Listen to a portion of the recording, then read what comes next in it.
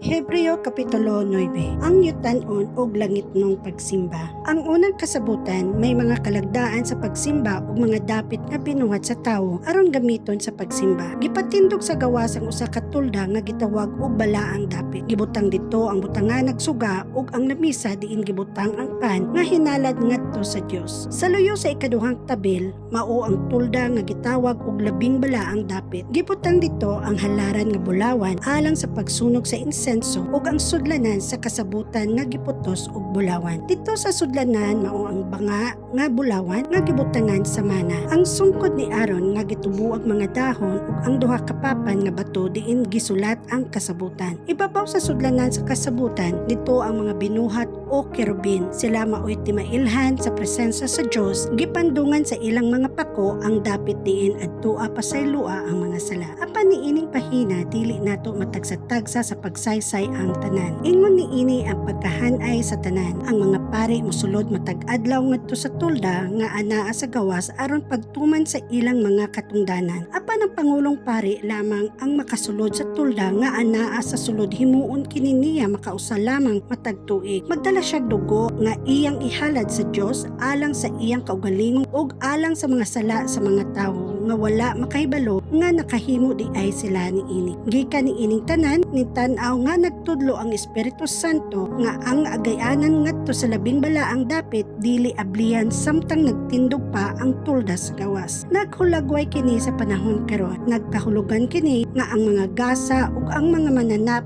nga gihalad ngadto sa Dios dili makahingpit sa kasing-kasing sa magsisimba. Kining mga gasa ug halad may kalabutan lamang sa pagkaon, sa pag-inom ug sa nagkalain-laing mga seremonyas sa paghinlo. Kining tanan mga lagda nga magpadayon lamang hantud usbon sa Dios ang tanang butang. Apan miabot na si Kristo, ingon nga pangulong pari sa mga maayong butang nga ania nga dinhi. Mas halangdon ug mas hingpit ang tulda nga iyang gialagaran kay dili kini binuhat sa mga tawo. Sa ato pa dili tipik ni ining kalibutana. Misilod si Kristo sa labing balaan nga dapit makausalang ug alang sa tanang panahon. Wala siya magdala og dugo sa mga kanding ug sa mga nating baka aron ihalad. Ang iyang gihalad mao ang iyang kaugalingong dugo. Gihatagan kita niya sa kaluwasan nga walay katapusan. Ang dugo sa mga kanding ug turo nga baka ug ang abo sa sinunog nga nating baka isaplik ngadto sa mga tawo nga dili hinlo sumala sa seremonyas. Kini naghinlo kanila pinaagi sa paghugas sa hugaw nila sumala sa seremonyas. Kung tinuod man kini unsa pa kadako ang nahimo sa dugo ni Kristo pinaagi sa walay katapusang espiritu gihalad niya ang iyang kaugalingon ingon nga hingpit nga halad ngadto sa Dios. Ang iyang dugo mao'y maghinlo sa atong mga konsensya sa walay kapuslanang mga buhat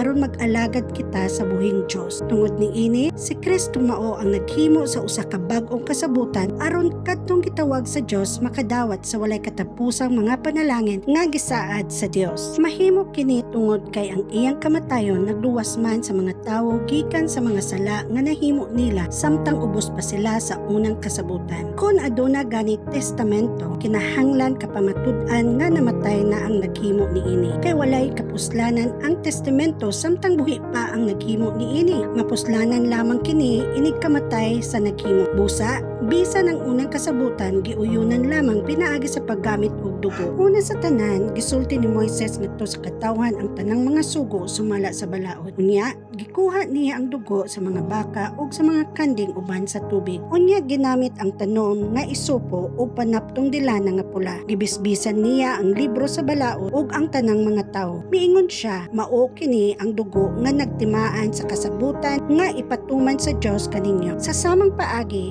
gibisbisan usab ni Moises og dugo ang tulda ug ang tanang butang nga gigamit sa pagsimba. Sumala sa balaod hapit ang tanang butang kahinluan pinaagi sa dugo ug mapasaylo lamang ang sala kung kini kapaagasan og dugo. Ang halad ni Kristo nagwagtang sa mga sala. Kining mga butanga nga mga kopya ni adto atua sa langit kinahanglan nga hinluan ni ining paagiha. Pan ang langit ng mga butang nagkinahanglan og maayong mga halad kay wala mosulod si Kristo sa balaang dapit nga hinimo sa mga tawo nga kopya lamang sa matuod nga balaang dapit apan misulod siya sa langit diin nga tubang siya karon sa Dios alang og tungod kanato. Ang pangulong pare sa mga Hudyo musulod ngadto sa labing balaang dapit matag tuig dala ang dugo sa usa ka mananap apan wala mosulod si Kristo aron paghalad sa iyang kaugalingon sa makadaghan kaysa ingon mag-antos unta siya sa makadaghan sukad pa sa pagbuhat sa kalibutan. Karon nga nahinapos na ang tanang panahon, nagpakita siya sa makausa ug alang sa tanang panahon aron pagwagtang sa sala pinaagi sa paghalad sa iyang kaugalingon. Ang tanan kinahanglan mamatay sa makausa ug tapos niana hukman siya sa Dios. Gihalad usab si Kristo sa makausa aron pagwagtang sa mga sala sa daghang mga tawo. Mupakita siya sa ikaduhang higayon dili tungod sa sala kundi sa pagluwas kanila nga naghulat kaniya.